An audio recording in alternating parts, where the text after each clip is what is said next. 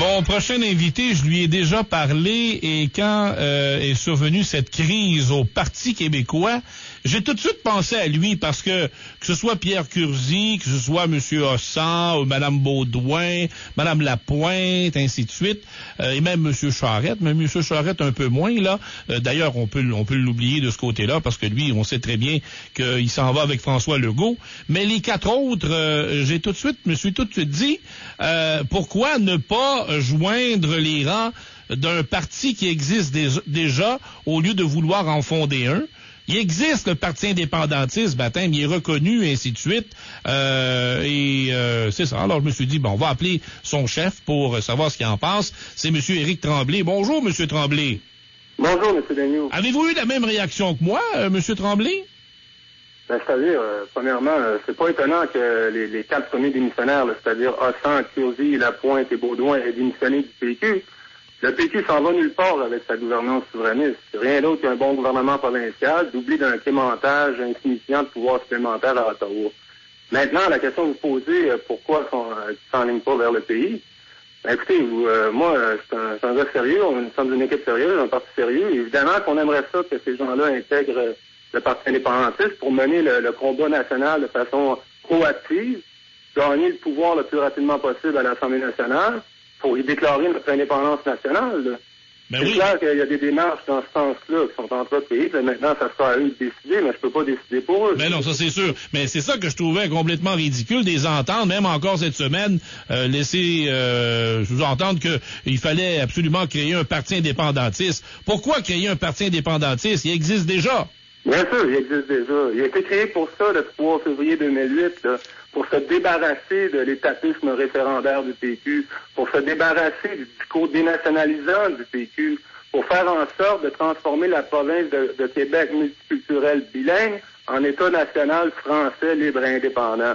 Alors, tous les indépendantistes, tous les nationalistes du Québec sont intéressés par l'avenir de notre nation qui a 403 ans d'histoire et qui veulent à tout prix faire en sorte de lui donner la liberté politique nécessaire à son plein développement sur le plan économique, social et culturel, tout en garantissant la pérennité de notre nation, c'est-à-dire sa langue, sa culture, ses valeurs fondamentales et ses traditions catholiques. Bien sûr que tous les indépendantistes, comme les quatre démissionnaires, sont invités à venir se joindre au Parti indépendantiste là, pour mener la lutte et pour la gagner, cette lutte-là. Là. Ça fait 43 ans qu'on tourne en rond avec le Parti québécois parce qu'en 74, il a introduit le référendum comme passage obligé pour faire l'indépendance nationale. Mais savez-vous, excusez-moi, M. Tremblay, mais savez-vous, ça vous prendrait un Jacques Parizeau qui fait une grande déclaration où Jacques Parizeau dit, moi, j'appuie le Parti indépendantiste. Il faudrait que Jacques Parizeau vous appuie publiquement. Ben, savez-vous quoi? Jacques Parizeau, qui tient toujours à la tenue d'un référendum, dit lui-même que c'est possible de le faire de la façon que propose le Parti indépendantiste, c'est-à-dire de prendre le pouvoir à Québec à majorité de sièges et voter la déclaration d'indépendance à l'Assemblée nationale. Là. Comme de nombreux autres pays, le peuple avant nous l'ont fait. Là. Je pense à des pays européens comme la Norvège et la Finlande. C'est peut-être des petits pays en termes de population, mais c'est les pays qui sont au premier rang là, au monde en termes de niveau de vie. T'sais. On est capable de faire la même chose là, si on se donne les pleins pouvoirs que donne l'indépendance nationale. Là.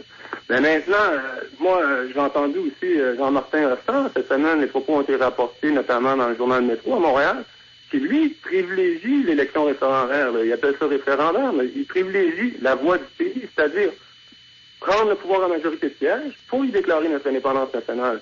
Pour M. Hossan, jusqu'à maintenant, il semble privilégier cette voie plutôt qu'un référendum qui, de toute façon, on le sait très bien, va nous être volé comme en 95. Pourquoi voler encore une fois?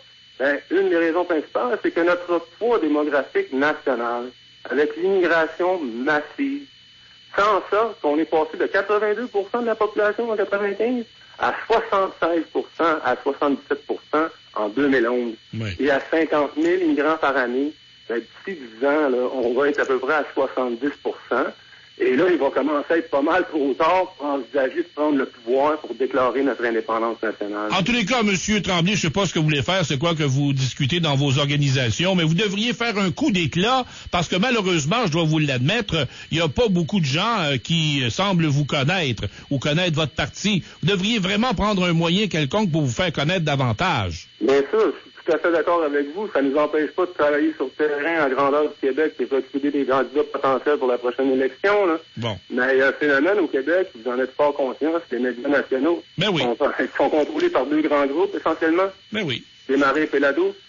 Alors, ils nous ont ouvert la porte après la création du parti en 2008. Et quand ils ont vu que c'était sérieux, c'est la censure complète depuis ce temps-là, là, ou à peu près, tu sais. Oui, c'est pour alors, ça. C'est très difficile de se faire connaître de l'ensemble de la population. Mais comme je vous disais tantôt, je suis fatigué avec ça, mais essayez d'approcher Jacques Parizeau, baptême, aller sur une scène publique. D'ailleurs, avec la fête nationale qui s'en vient, là, ça serait une belle occasion de vous présenter et de faire un coup d'éclat quelconque, M. Tremblay. Les Québécois pourraient, à ce moment-là, découvrir votre parti et vous auriez peut-être davantage de personnes qui joindraient les rangs. Bien sûr, mais vous comprendrez, comme je vous ai dit plus tôt, que si par un heureux événement, Jean-Martin Hossan, qui se dit d'accord avec notre proposition, et Pierre Curzi, par ailleurs, qui disait clairement, nous, j'ai compris, là, ça ne prend pas de référendum parce qu'on va se le faire voler comme en 95. Oui. On privilégie la voix du pays. Ben, écoutez, pouvez-vous vous imaginer si je joignais à nous, là, maintenant, là? À la rentrée parlementaire de l'automne, il pourrait déjà avoir des députés du Parti indépendantiste à l'Assemblée nationale. Ça provoquerait tout un tremblement de terre politique au Québec, ça. Ben oui. Alors, cher ami, on va continuer de vous suivre. Merci d'avoir pris du temps, en tous les cas, pour nous parler. Vous êtes très disponible et j'espère effectivement que les médias nationaux vont s'enlever les doigts dans le nez et vont se réveiller, vont arrêter de clamer un parti indépendantiste. Il existe déjà. Et j'avais son chef, M. Éric Tremblay. Merci, M. Tremblay.